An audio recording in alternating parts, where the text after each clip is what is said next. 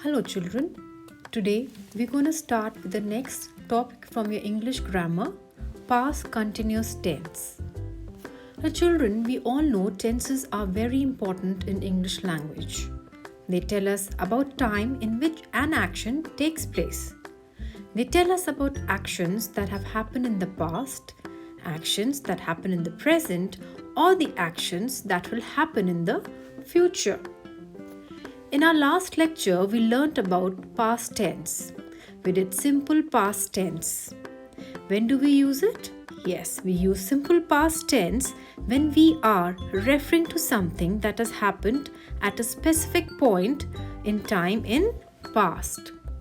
Now, what is past continuous tense? Well, that is what we are going to learn in our today's lecture. But before we begin, let us read a few sentences. I was reading last night. She was talking to her friend last week. Now children, in these sentences, did you notice they are showing an ongoing action of a person that occurred? For example, I was reading last night. Here we can make out that the action was ongoing. It was in progress. Similarly, she was talking to her friend. Here again, we can see that action was in progress at some point of time in the past. Let us take another example. He was sleeping. Now this sentence shows an ongoing action, that is sleeping, of a person that occurred in the past. So what is past continuous?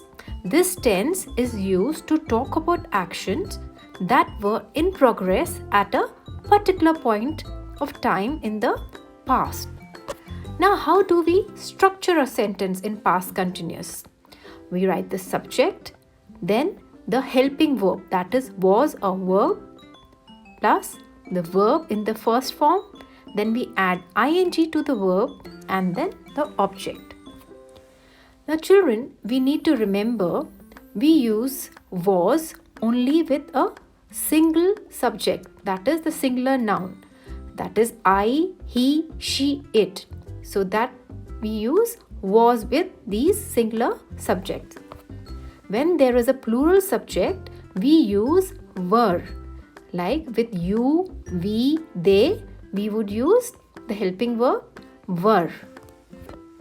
Now let us take an example to understand it better. Sangeeta was teaching her son yesterday. In this, the word Sangeeta is the subject. We write was because Sangeeta is a singular noun. Teach, we add ing to the verb, becomes teaching. So Sangeeta was teaching her son yesterday. Now children, let us read a few more examples.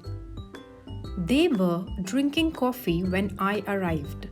In this sentence, we have used were because there is a plural subject, and to the verb drink we have added ing. Let's read the second one. I was watching a football match on TV. Now here, I being a singular subject, we have used the helping verb was, and to the verb watch we have added ing. Let us read the other examples. Number 3. We were eating when our friends showed up.